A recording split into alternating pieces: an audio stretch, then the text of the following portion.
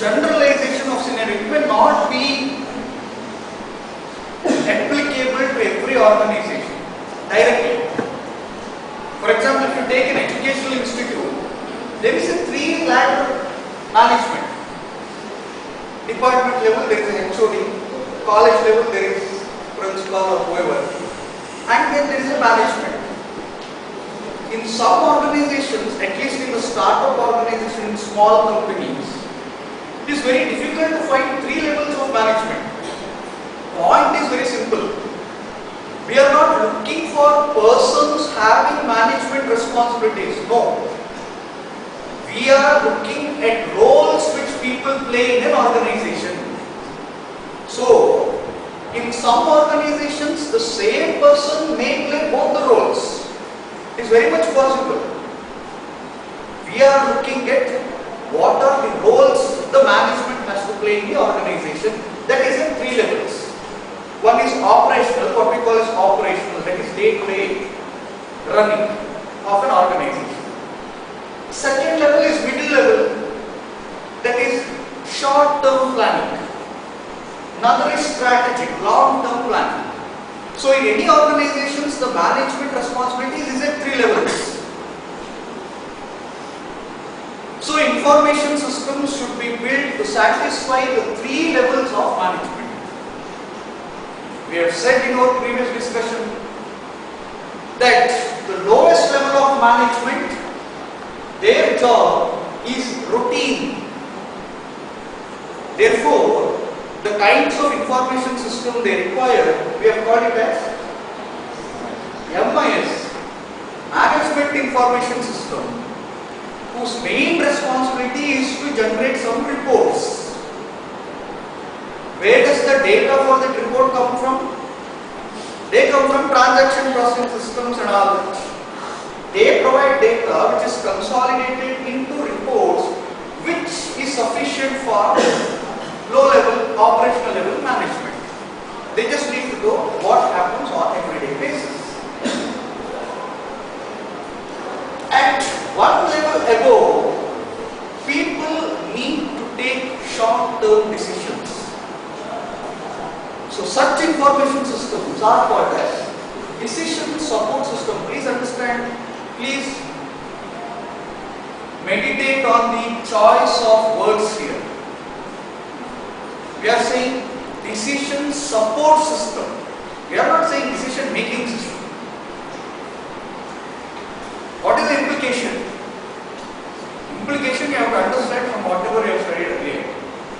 What we are saying here is computers don't make decisions. Computers help you to take decision. Meaning, if something goes wrong, who is responsible? You, not the computer. Responsibility discussions always happens at three levels. Causal responsibility, liability and blameworthiness.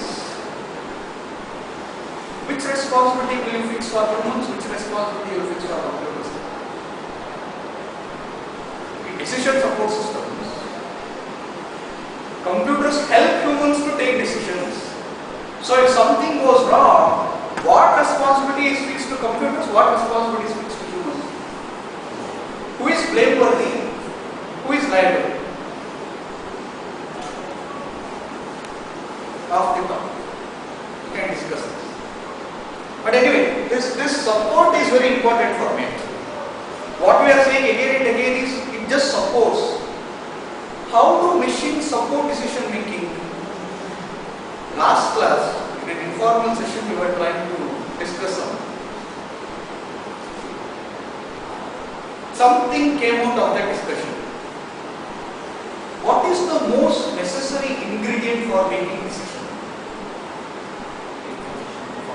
Information. See, having right information does not automatically mean that you will take right decision. I am not saying that. We are not at all saying that. But what we are saying is, if you have right amount of information, you can always take those decisions which you can justify later. If somebody asks you why you have taken this decision, if you have background information, you can say, because of that I took this decision. So, information allows you to take justifiable decisions and not right decisions. Therefore, having right information is necessary. That is first thing. So, when you have right information, you can always take justifiable decision. This is first. Therefore, we need information and we build decision support systems.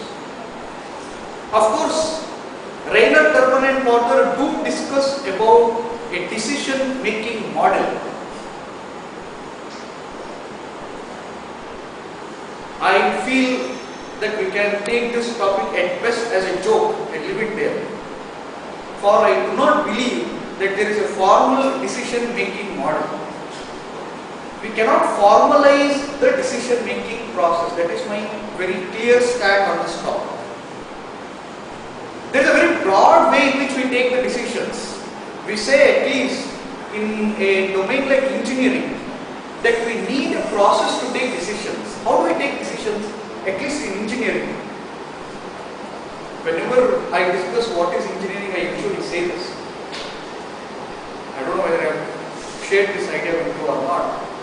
Usually when I discuss what is engineering, I say engineering is more of a process, thinking process more than anything. It's a way to solve problems, a specific way of solving problems. What does it involve? Actually, you are not trained here with any technology or any language. More than anything, you are trained here to think in a particular manner. If you get them, you can call yourself as an engineer. Otherwise, you can call yourself as certificate holders of engineering degree. Engineering is more a mindset. See, what we are trying to say to you again and again, though not directly, is while solving any problem, we follow a model. That model is something like this, in a very crude manner. Whenever you have to solve a problem, first analyze the problem correctly. Do the analysis. To do the analysis, you may have to collect a lot of information from other sources, build the problem statement and do the analysis, understand the problem correctly. That is step number 1. Step number 2, build as many solutions as possible. Building in the sense not actually developing. At least draw the sketch of as many solutions as possible. In engineering, there is one dictum which I feel is more important than anything. One solution is no solution. I keep on repeating this. If you say that you have a problem and you are solving the problem in a way that you know that it's not engineering. A problem should have multiple solutions. You take any problem, you have solved it like this only. Take simple problems like sorting. We haven't taught you one way of doing that. We have taught you multiple ways. Take any problem, take any subject that you have learned till now. You will find that there will be no one solution to solve. For example, take file structures. How to organize data in files. How to access it. There are multiple ways. The point, the lesson that you have to learn is this. That whenever there is a problem, you should always look for alternate ways to solve that problem. And once you have alternate ways to solve a problem, which is step number 2, step number 3 is deciding which solution to pick. Judgment. That is where your professional intelligence should come into picture. You should pick one solution among the competing solutions. How will you do that? Is the question. Then step number 4, implement the selected solution. So engineering is nothing but this very crude process model involving 4 steps. Understanding the problem correctly, building multiple solutions, selecting one optimal solution and then implementing the solution. If there is one common thing across all engineering domains, that is this.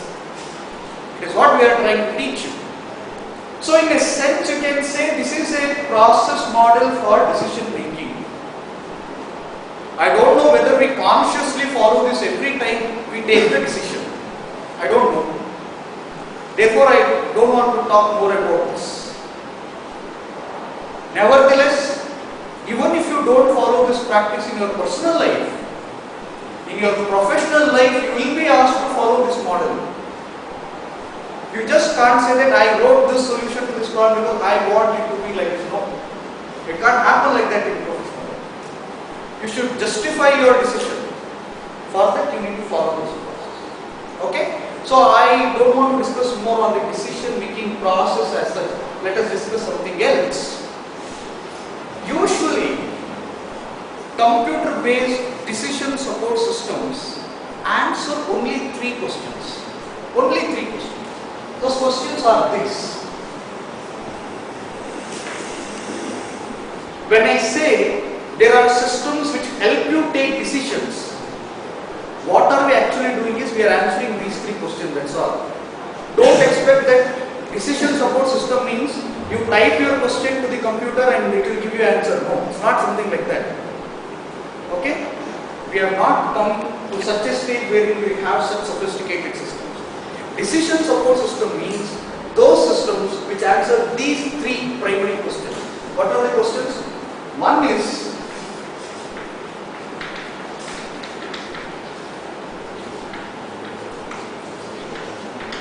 systems which can perform sensitivity analysis. Sensitivity analysis means given 2 variables, I want to know how they are correlated with each other. Let us take a concrete example. I will just give you some example. Okay, let's say this. Say that I have collected the CIE marks and SE marks of all students. That I have collected, I have a system, you all want to build a student information system which is linked and all that. No. That is information system at one level, transaction processing system. Using that system, I can consolidate and get this report, CIE and SE marks, CIE, SE. This is MIS work. MIS work is consolidating the information in transaction processing system, generating this report. Now what should DSS do is, take this value, CIE versus SE, and give me a model of what is the relationship between CIE and SE. Sensitivity meaning, this is not my subject, definitely. Some subject. SC is for 50, 100, 50, arbitration 50, 100. This is actually the real state.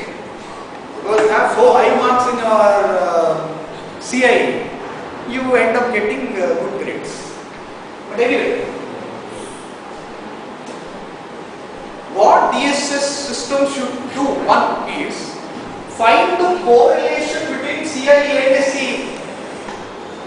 What do you expect? You expect a 1-to-1 relation between CIE and SE. The correlation should be 1, meaning this and this should match as far as possible.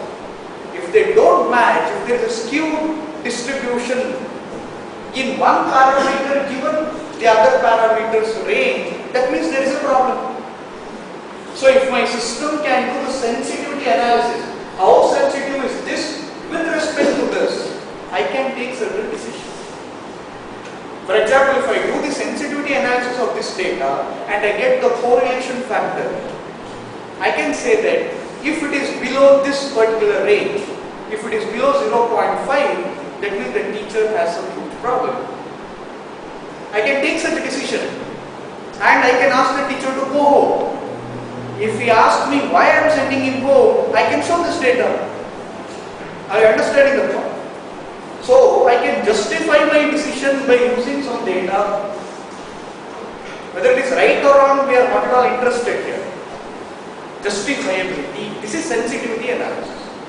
Did you get the point? How sensitive is one data with respect to other?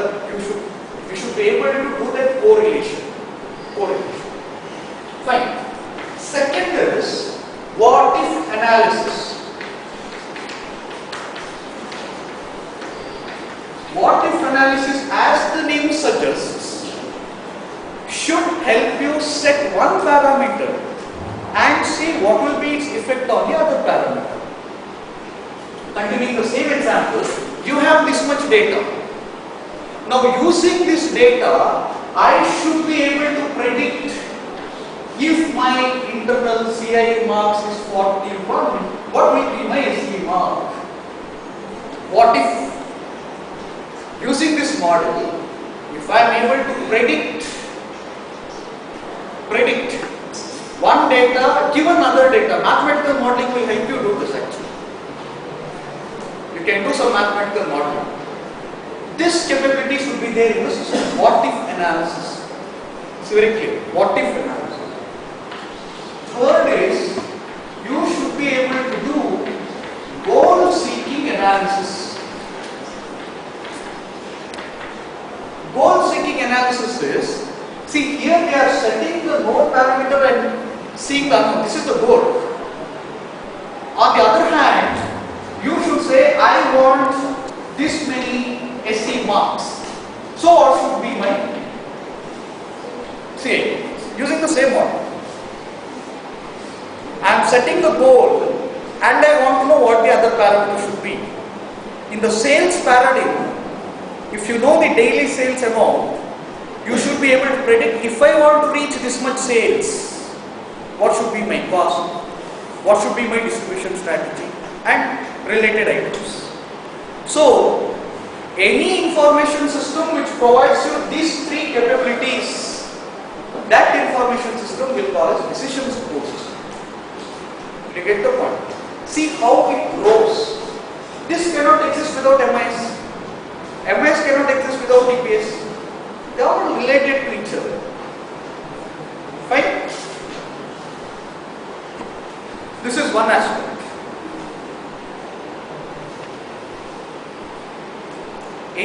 Actually building a decision support system can be a very good project.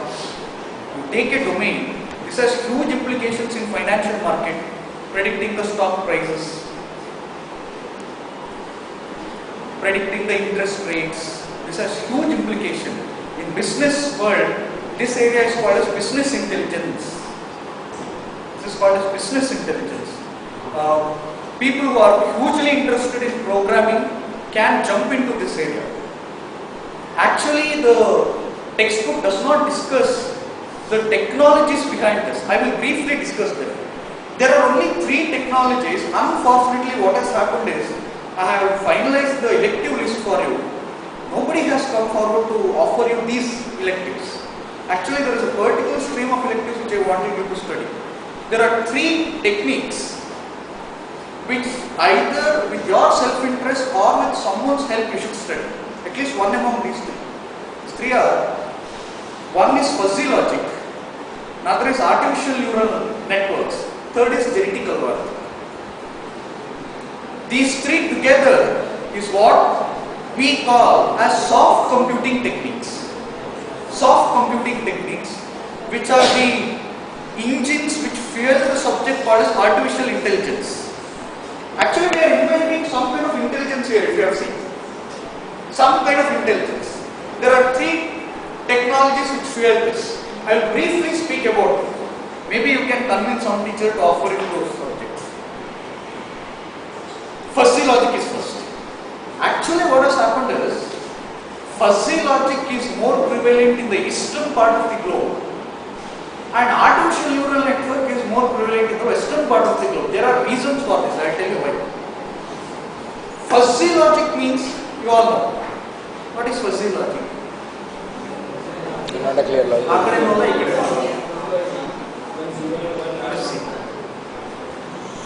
Traditional logic is yes-no logic, 0-1 logic, on-off logic. But normally we find that this yes-no logic is not applicable everywhere. Best example, as they say, water in a bottle, wine in a glass, not beda. Water in a bottle is also okay. Is this bottle full or not? Philosophical discussions we will not have. But in yes no logic, this is the bottle full? It's not full. You have to define what is full. Full is till the neck full, up to the brim full. It's not full. But actually what we can say is this belongs to a member of half full, 3/4 full, somewhat full. You can make a fullness set. Not full, somewhat full, fully full, something like that. So always any item will be a member of this set as a probability similar to your probability. Now we can say that this bottle is 0.7 full and 0.3 empty. Right? Any system which does not follow the traditional 0-1 logic, and as it always happens, leaves the truth value somewhere between 0 to 1, is called as fuzzy set. Usually used in washing machines, refrigerators, because in refrigerators we have to measure the temperature. In traditional logic, what are the only two states? Hot, cold. Where is warm there? Where is warm? It's not defined. Therefore, fuzzy logic has this ability to find the grey areas between 0 and 1. To be very frank, fuzzy logic for the first time actually demonstrated the limitation of the binary logic. Binary logic limitation, I don't know. Binary logic has a basic limitation.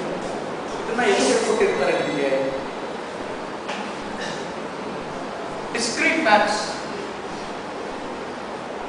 Barber paradox, Russell paradox, Bertrand Russell's famous paradox. We have never studied DMs. Here, but you might have forgotten. Teachers will always go. That means you remember what your teachers have said. Don't tell me how. Russell paradox, Bertrand Russell gave one paradox. It's a very interesting paradox and a very intelligent paradox. Many people say this as a riddle, but it's a paradox. Paradox in Andre. Consider a library.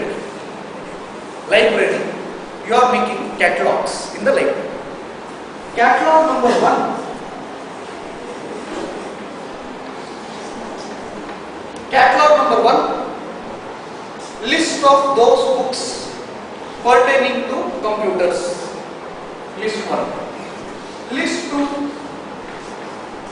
Books relating to some subject. Management. You prepare such lists. Finally, you want to prepare one more list. Now this is a very special list. Let me go and see. This list should contain, listen carefully, this list should contain the names of those lists which do not contain themselves.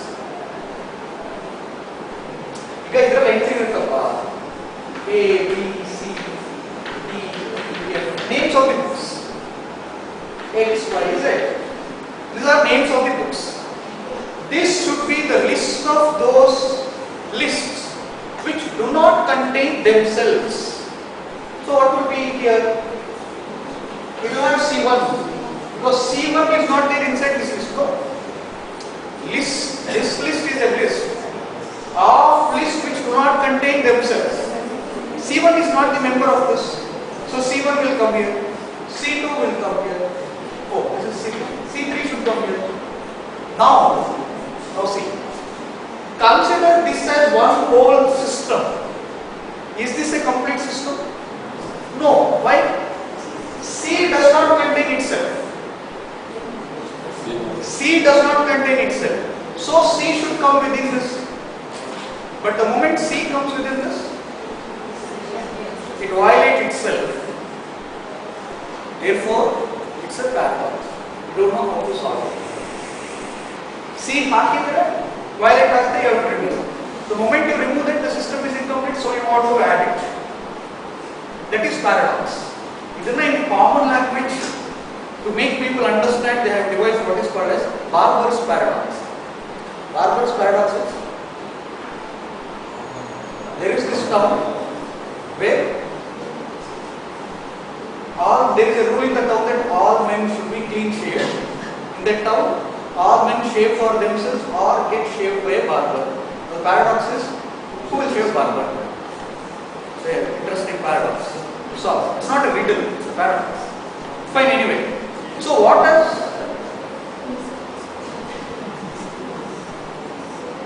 intelligent and stupid answers for this riddle I have seen many times? They say, oh, that barber is a female. Or what if Barbar is Sardar? All that. There are stupid answers.